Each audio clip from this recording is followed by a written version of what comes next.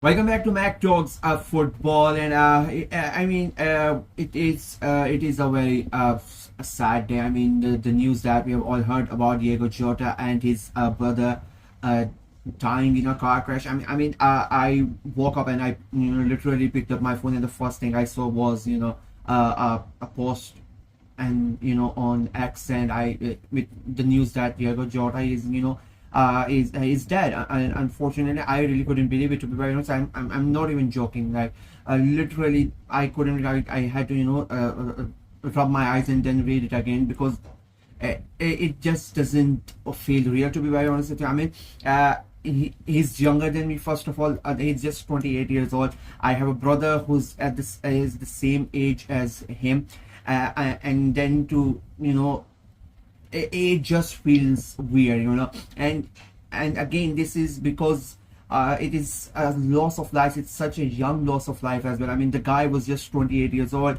and the things that have happened recently in his life. I mean, I saw one tweet, and that just stayed with me, to be very honest with you. Like 2 months ago, he won the Premier League title with Liverpool. A month ago, he won the Nation Leagues with Portugal, and then 5 days ago he got married to his childhood sweetheart. I mean, just 5 days ago, they are supposedly they're in the sort of mode of celebration and party and whatnot, and it just goes on to show that how life is sometimes so cruel, that life is that we don't really know how much closer to our death we are. Sometimes you just don't know, you don't really expect. I mean, you go out, you meet your friends, you meet your work colleagues and whatnot, and you sort of expect that you're going to see them the following day, or you're going to see them after some time, and a lot of the time it doesn't really happen because of things like this. I mean, it just I'm seriously, I'm such at a loss of words, because I really don't know how I can put the things in words, because it is really things like this happen, and then you sort of sit back. I mean, we sit here, and I really want to say this. Sometimes we talk about footballers, and I include myself in this. Like, for example, a day before yesterday, I made a video about Medowick, and I was saying that no matter what happens, I don't want him at Arsenal, and what we sometimes think of footballers as items. We just don't think about them as humans. We just don't think about what goes through their mental state, and what that they are human beings as well, that they are real humans. We as football fans sometimes, unfortunately, I'm saying this stuff right now, and unfortunately, and a lot of people are gonna say this as well, but once the life goes on, we are just gonna go back to this. We sometimes forget that these are real human beings. We need to treat them with the way with some sort of respect. We need to care about their feelings, and we need to care about their emotions and all of that as well.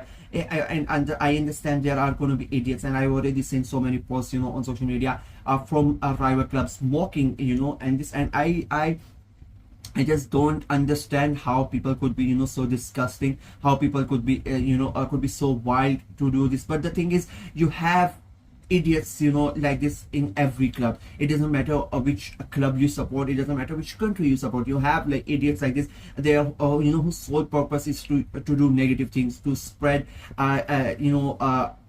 stuff like this, negative stuff, and they get happy about it. But you can just see the overflowing love that Diego Jota, and of course his brother, is doing. I mean, I'm sitting here, and everybody's talking about Jota, and I'm just imagining, if you are the parents of Diego Jota and his brother, they've lost two sons within a matter of seconds.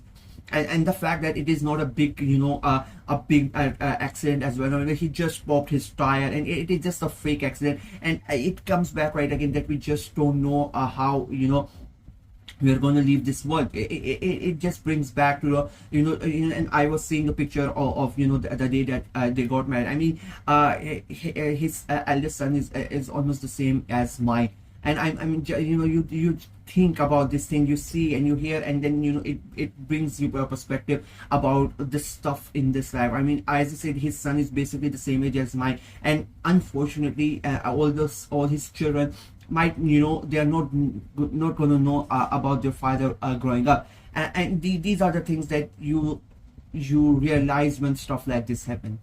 I mean, we sit here and we talk about all the BS and all the rumors and all the goals and but and at the end of the day, unfortunately, it doesn't really matter. What matter is human life, and human lives have been lost, and unfortunately it is again Liverpool. I mean, that phrase that you will never walk alone. It is a weird thing to say, but we see this consistently throughout. It's somehow, and it is a weird thing to say. Again, I'm going to say it sort of feels that it fits Liverpool perfectly because of all the sufferings that they go through. In this weird way. Whether it is with the fans, whether it is with the players, whether it is with the managers and whatnot, they go through this, and then this echoes through their clubs and their values and whatnot. And this is the time of something. It doesn't really matter which club you support, and this becomes totally bigger than football, because a young guy, it doesn't really matter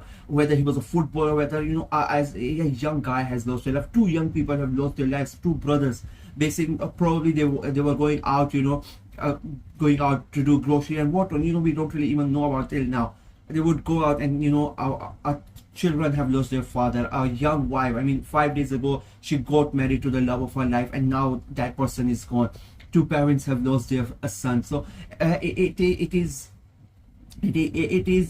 a heartbreaking. It is gut wrenching. It is just it's a weird feeling that you cannot really explain, and it is it is such a heartbreaking thing, to be very honest with you. And I'll be very honest. I mean, it is a sad weird. I mean, and again, the world is gonna continue. You're gonna see, we're gonna talk about the goals where Liverpool are gonna go out and they're gonna play their games.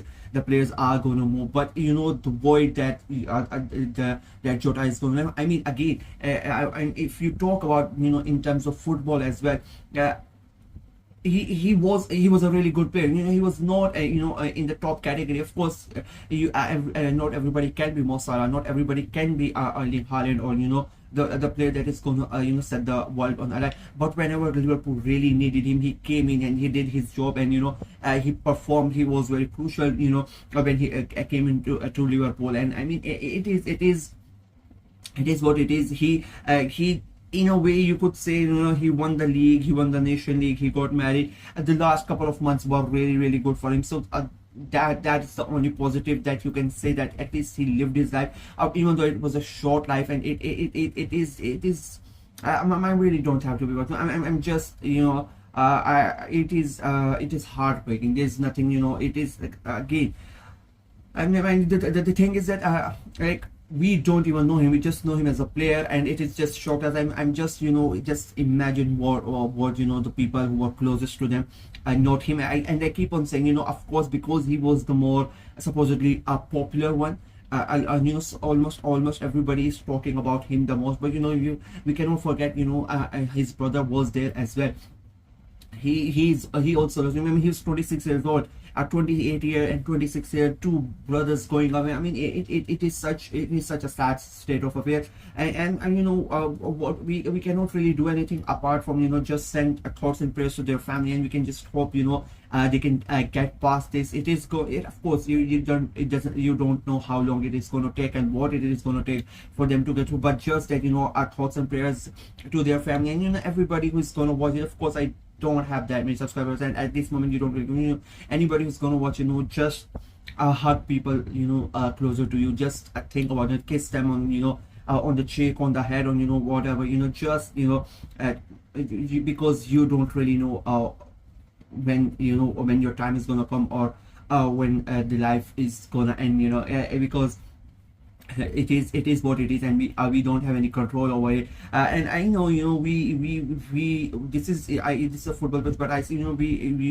we come from different nationalities, different races, different religions. But as I said, in terms of when it comes to stuff like this, you don't really care. You just hope that the players, the people who are affected by this, they feel peace, and they can get over it, because it is a sad state of affairs. So yeah, again, thoughts and prayers to his family and everybody who is affected by this, they can get through this. So yeah, that's it from me. I'm not gonna do anything. I don't think I'm gonna post any videos today as well, because I as a matter, of respect to Jordan's brother, I'm not gonna do anything. I think I will post more. But again, a heartbreaking news, a shocking news, and again, our thoughts and prayers to his family.